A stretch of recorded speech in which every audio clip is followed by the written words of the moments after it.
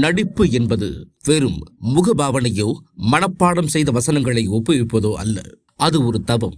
அந்த தவத்தில் தன்னை முழுமையாக கரைத்துக் கொண்டு ஒரு கலைஞனை பற்றி பேசப் போகிறோம். இவர் திரையில் தோன்றினால் அந்த திரை இன்னும் கொஞ்சம் பிரகாசமாகும். இவர் அழுதால் அந்த கண்கள் நம்மையும் அறியாமலேயே கசியும். இவர் முறைத்தால் திரையரங்கின் இருக்கைகள் ஒரு நிமிடம் அதிரும். சேதுவிற்கு பிறகு அடுத்தடுத்து வெற்றி படங்களை கொடுத்த விக்ரம் படத்தின் வில்லன்களும் ரசிகர்களால் கவனிக்கப்பட்டனர். ஆம், விக்ரம் படத்தின் வில்லனாக முத்திரை பதித்த ஒருவரின் கதை இது. அவர் பெயர் பசுபதி.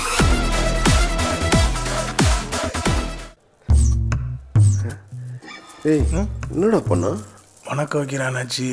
தில் படத்தில் என்கவுண்டர் சங்கராக ஆஷிஷ் வித்யார்த்தி, ஜெமினியில் தேஜாவாக கலாபவன் மணி வரிசையில் தூள் படத்தில் சொர்ணாக்காவின் தம்பி ஆதியாக பரட்டை தலையுடன் நக்கலான உடல் மொழியுடன் திரையில் தோன்றி மிரட்டியவர்தான் பசுபதி.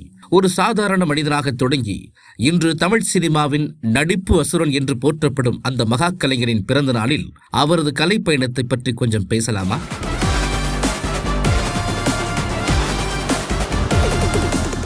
சென்னை எனும் பெருநகரத்தின் சந்தடியில் கூத்துப்பட்டறை எனும் கலையகத்தில் செதுக்கப்பட்ட சிற்பம் இவர். சுமார் 15 ஆண்டுகள். ஆமாம், ஒரு தலைமுறை காலத்தை மேடை நாடகங்களுக்காகவே அர்ப்பணித்தவர். கைதட்டலுக்காகவோ காசுக்காகவோ அவர் நடிக்கவில்லை. கலையை தன் உயிர் மூச்சாக மாற்றிக்கொண்டதால் நடித்தார். பசுபதி திரைத்துறையில் நடிகராக வலம் வர காரணமாக இருந்தவர் கலைஞானி கமல்ஹாசன் என்றால் அதற்கு பாதை அமைத்துக் கொடுத்தவர் நடிகர் நாசர். கமல் மூலமாகத்தான் நான் மக்கள் மத்தியில் நடிகராக மதிக்கப்பட்டேன் என பசுபதியை ஒரு பேட்டியில் தெரிவித்திருந்தார். மேடை நாடகங்கள் மூலம் மெருகேற்றிக் கொண்டு திரைத்துறைக்கு வந்தவர் நடிகர் பசுபதி. சிறந்த எழுத்தாளரும் மாபெரும் நாடக ஆளுமையுமான முத்துசாமி நிறுவிய கூத்துப்பட்டறையில் அவருடைய சீடராக இணைந்தார் பசுபதி. அப்போது கூத்துப்பட்டறையில் இயங்கிய நடிகர் நாசரோடு நட்பு கொள்ளும் வாய்ப்பு பசுபதிக்கு கிடைத்தது. தான் இயக்குநராக வேண்டும் என்கிற தனது ஆசையை நாசரிடம் வெளிப்படுத்தியுள்ளார் பசுபதி.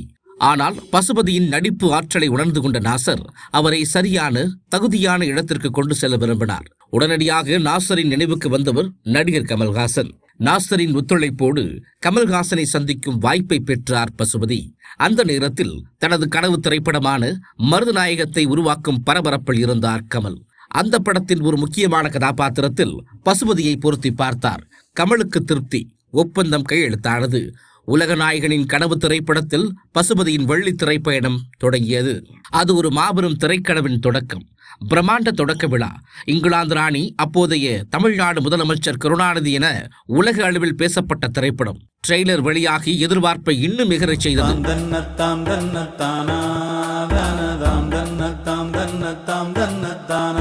ஆனால் மிகப்பெரிய பட்ஜெட் மற்றும் பிற காரணங்களால் படம் நின்று போனது. பசுபதியின் தொடக்கம் கேள்விக்குறியானது. சினிமாவுக்கு என்னுடைய ஃபர்ஸ்ட் கேமரா அனுபவம் அங்கதான் ஆரம்பிக்குது. அது அப்படியே நின்றுடுச்சு. ஆனால் அவர் முயற்சியை கைவிடவில்லை. நடிகர் பார்த்திபனின் ஹவுஸ்ஃபுல் படத்தில் சிறிய கதாபாத்திரம் பசுபதியை அறிமுகப்படுத்தியது. அதைத் தொடர்ந்து நடிகர் நாசர் தான் இயக்கிய மாயன் திரைப்படத்தில் அவருக்கு வாய்ப்பு வழங்கினார். பசுபதியின் இயல்பான நடிப்பு கவனம் பெற்றது. ஈழத்தமிழர் போரை மையப்படுத்தி ஒரு படத்தை இயக்க முடிவு செய்தார் இயக்குனர் மணிரத்னம். கதை தயாரானது. ஈழப் போராளிகளான திலீபன், ஷியாமா கதாபாத்திரங்களில் ஜேடி சக்கரவர்த்தியும் நந்திதாசும் நடித்திருந்தனர். ஷியாமாவின் சகோதரராகவும் ஈழப் போராளியாகவும் நடிக்க கலை நுணுக்கத்துடன் நடிக்க ஒரு நடிகரை தேடினார் மணிரத்னம். நாசரின் மூலம் அந்த வாய்ப்பு பசுபதிக்கு கிடைத்தது. அந்த கதாபாத்திரம் பசுபதியின் நடிப்புக்கு மகுடம் சூடியது. தன்னுடைய திரைப்பயணத்தில் ஒரு முக்கிய திருப்பமாக பசுபதிக்கு கன்னத்தில் முத்தமிட்டால் திரைப்படம் அமைந்தது. ஹவுஸ்ஃபுல் திரைப்படத்தில் விக்ரமும் பசுபதியும் நடித்திருந்தாலும் அவர்கள் இருவருக்குமான ஒரே நேரத்தில் தோன்றும் நல்ல காட்சிகள் அமையவில்லை. 3 ஆண்டுகள் கழித்து அந்த குறை தூள் படத்தில் நிறைவேறியது.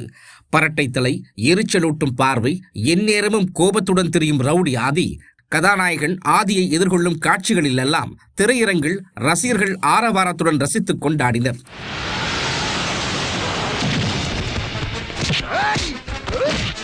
விக்ரமுடன் அருள், மஜா, 10 என்றதுக்குள்ள தங்களான் என பல திரைப்படங்களில் நடித்த பசுபதி ஒவ்வொரு படத்திலும் ஒவ்வொரு விதமான கதாபாத்திரத்தில் நடித்து அசத்தினார்.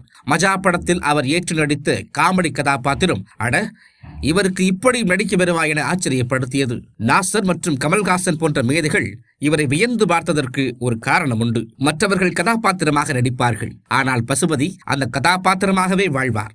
மருதநாயகம் திரைப்படத்தின் மூலம் உலகிற்கே அறிமுகமாக வேண்டியவர் காலமிட்ட தடையால் சற்று தாமதமாக வந்தாலும் வந்த வேகத்தில் அனைவரையும் திரும்பி பார்க்க வைத்தார். 2004ஆம் ஆண்டு மதுரை மண்ணின் அரசியலை ரத்தமும் சதையுமாக பேசிய படம் விருமாண்டி. அந்த படத்தில் உலகநாயகன் ஒருவரும் என்றால் அவருக்கு இணையாக ஒரு மலை போல நின்றவர் பசுபதி, கொத்தாளத்தேவர்.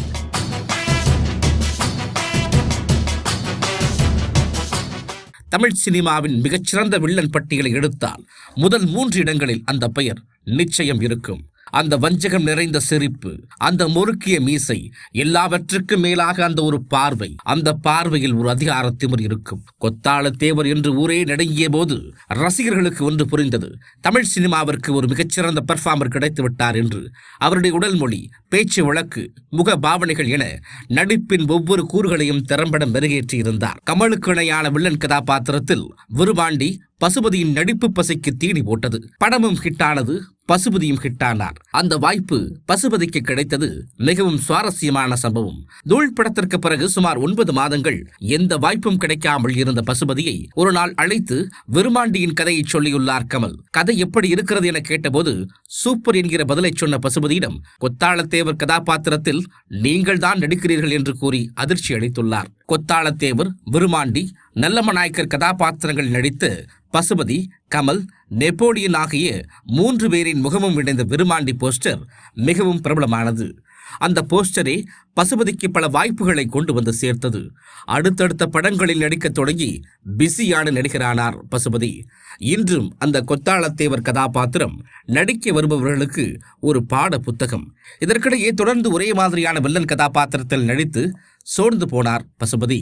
சுல்லான், மதுரை, திருப்பாச்சி என எல்லாமே வெவ்வேறு படங்களில் ஒரே கதாபாத்திரத்தில் நடிப்பது போன்ற தாக்கத்தை ஏற்படுத்த வெற்றிமாறன் பொல்லாதவன் படத்தில் நடிக்க கூப்பிட்ட போது மறுத்துவிட்டார் பசுபதி. பின்னாட்களில் அந்த கதாபாத்திரத்தை மறுத்ததற்காக வருத்தப்பட்டுள்ளார். தியாகராஜ குமாரராஜா இயக்கிய ஆரண்ய காண்டத்தில் நடிக்க வாய்ப்பு கிடைத்த போது நழுவ விட்டார் பசுபதி. அந்த கதாபாத்திரத்தில் பசுபதி என்கிற பெயரிலேயே சம்பத் நடித்திருந்தார். தமிழ் சினிமாவில் தனித்த தடம் பதித்த இயக்குநர்களின் தேர்வு பட்டியலில் நடிகர் பசுபதி நீங்காமல் இடம் பிடித்திருந்தார். நடன கலைஞராக ஆக வேண்டும் என அவருக்கு ஆசை இருந்தது.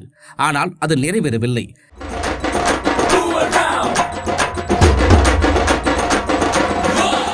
இயக்குனராக ஆக வேண்டும் என்கிற எண்ணம் உள்ளத்தில் தணல் போல் சூடேற்றிக் கொண்டிருக்கிறது. ஆனால் அதற்கான காலம் கனியவில்லை. எனவே நடிப்பிற்கு முடுக்கு போட்டுவிடலாம் என்று முடிவெடுத்தவர் தனது மனநிலையை கமலிடம் தெரிவித்தார். பசுபதி எனும் கலைஞர் சோர்ந்து போகலாமா? அதனை கலைஞானி கமல் அனுமதிக்கலாமா? எல்லாம் நல்லபடியாக நடக்கும், அவசரப்படாதீர்கள். இது கமலிடமிருந்து பசுபதிக்கு கிடைத்த பதில். அடுத்த சில நாட்களில் பிளாக் ஹியூமர் வகை படமான மும்பை எக்ஸ்பிரஸில் பசுபதி அதுவரை நடித்திராத முற்றிலும் மாறுபட்ட சிதம்பரம் கதாபாத்திரத்தை பசுபதிக்கு வழங்கினார். அதுவரை கொடூர வில்லனாக, குணச்சித்திர நடிகராக பல்வேறு மாந்தர்களை தனது நடிப்பின் மூலம் வாழ்ந்து காட்டிய பசுபதி முதலாக காமெடி கதாபாத்திரத்தில் நடித்தார். அந்த காமெடி கதாபாத்திரத்தை தொடர்ந்துதான் விக்ரமுடன் மஜா படத்திலும் காமெடி கதாபாத்திரத்தில் நடித்திருந்தார். இதற்குத்தானே ஆசைப்பட்டாய் பாலகுமாரா படத்தில் ரோபோ சங்கர், விஜய் சேதுபதி, பட்டிமன்ற பேச்சாளர் ராஜு ஆகியோருடன் அண்ணாச்சியாக பசுபதி செய்த காமெடி அதகளத்தை யாராலும் அவ்வளவு எளிதில் மறந்துவிட முடியாது. ஒரு பேட்டியில் நடிகர் பசுபதி இப்படி குறிப்பிட்டார். ஒரு படத்தின் வெற்றியோ அந்த கதாபாத்திரத்தில் நடித்தது குறித்த பாராட்டோ ஒரு சிறிய நேர சந்தோஷம்தான். அதன் பிறகு வெற்று மனநிலையில் அடுத்த தேடலுக்கு தயாராகி விடுவேன். இந்த வார்த்தையில் அவருக்குள் எப்படிப்பட்ட தாகம் இருக்கிறது என்பதை வெளிப்படுத்தும். வில்லனாக நம்மை பயமுறுத்திய அதே பசுபதிதான் வெயில் திரைப்படத்தில் நம் இதயத்தை நொறுக்கினார். வீட்டை விட்டு ஓடிப்போய் பல வருடங்கள் கழித்து ஊருக்கு திரும்பி தன் தம்பியின் அன்பிற்காக எங்கும் அந்த சின்ன பாண்டியாக அவர் அழுதபோது திரையரங்கள் கண்கலங்காத ஒரு ஆள் கூட இல்லை.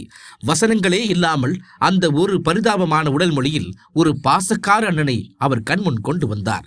வெயில் படத்தில் கதாநாயகனாக நடித்த பிறகு பல படங்களில் நாயகனாக நடிக்க வந்த வாய்ப்பை மறுத்தார் பசுபதி. கதாநாயகனாக இருப்பதை விட நடிகனாக இருப்பதை மனதிற்கு நெருக்கமானது என்ற எண்ணம் கொண்ட பசுபதி, எனது தொழில் நடிப்பது, நான் என் வேலையை செய்கிறேன், அது அவர்கள் பிரச்சனை, என்னுடையது அல்ல என்கிறார். அதேபோல ஈ திரைப்படத்தில் நெல்லை மணி கொள்கைக்காக உயிரை விட துணியும் ஒரு போராளி, தன் கொள்கை தோற்றுவிடக் கூடாது என்பதற்காக அவர் காட்டும் அந்த உறுதி ஒரு கலைஞராக அவர் தொட்ட உச்சம். பசுபதி வெறும் வில்லன் நடிகர் மட்டுமல்ல, அவர் ஒரு உணர்ச்சி குவியல் என்பதை நிரூபித்த தருணங்கள் இவை. காலம் சிலரை தற்காலிகமாக மறைத்து வைக்கலாம், ஆனால் திறமையை யாராலும் தடுக்க முடியாது. சார்பட்டா பரம்பரை படத்தின் ரங்கன் வாத்தியாராக அவர் மீண்டும் வந்தபோது ஒட்டுமொத்த திரையுலகமும் எழுந்து நின்று கைதட்டியது. கட்சியா ஒரே ஆட்டம்.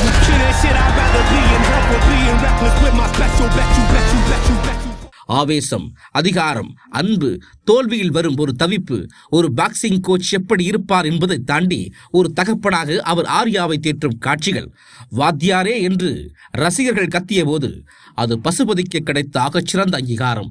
எத்தனை புகழ்கள் வந்தாலும் எந்த ஒரு ஆரவாரமும் இல்லாமல் தான் பிடிக்கும் கதாபாத்திரத்திற்கு மட்டுமே உண்மையாக இருப்பவர் பசுபதி. காமெடி என்றால் மஜா போல அதிர வைப்பார், குணச்சித்திரம் என்றால் வெயில் போல உருகவும் வைப்பார், அதிரடி என்றால் வெறுமாண்டி போல மிரட்டவும் செய்வார். பசுபதி ஒருபோதும் திரையில் தன்னை மட்டும் முன்னிலைப்படுத்திக் கொள்ளவில்லை, மாறாக கதையை தன் தோளில் சுமந்தார். இயற்கை கதாபாத்திரத்தில் சர்ச் ஃபாதர் ஸ்டீஃபனாக, வெயில் திரைப்படத்தில் முருகேசனாக, ஈ திரைப்படத்தில் போராளி நெல்லை மணியாக, ராமன் தேடிய சீதையில் மாற்றுத்திறனாளி நெடுமாறனாக, அரவானில் கொம்பூதியாக, அசுரன் திரைப்படத்தில் முருகேசனாக, சார்பட்டா பரம்பரை ரங்கன் வாத்தியாராக, தங்கலானில் கொங்குப்பட்டராக பசுபதி நடித்த இல்லை வாழ்ந்து காட்டிய கதாபாத்திரங்கள் என்றென்றும் திரையுலகின் அழியா சித்திரங்களாக நிலைத்து நிற்கும். பசுபதி அவர்களுக்கு இன்று பிறந்த நாள். அவர் இன்னும் பல 100 ஆண்டுகள் கடந்து பல தலைமுறைகளுக்கு நடிப்பு பாடங்களை சொல்லிக் கொடுக்க வேண்டும். பிறந்த நாள் வாழ்த்துக்கள் ரங்கன் வாத்தியாரே. உங்கள் பிறந்த நாள் தமிழ் சினிமாவின் பெருமையை, உங்கள் கலைச்சேவை மென்மேலும் தொடர வாழ்த்துகிறது பிரைம் 9 டாக்கீஸ்.